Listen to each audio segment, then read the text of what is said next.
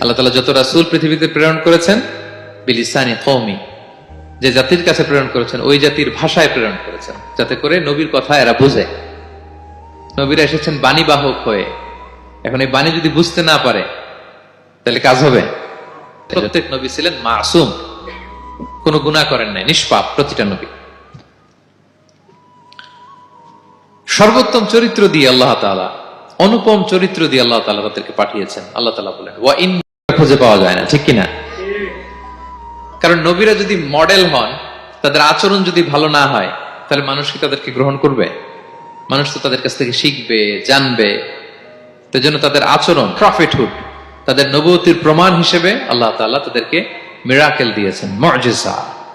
যেমন সালেহ আলাইহিস সালামকে আল্লাহ তাআলা মুআজিজা দিয়েছিলেন। তার জাতির কাছে যখন তিনি দাওয়াত দিলেন, তারা বলল, সালেহ তুমি যে নবী এটা আমরা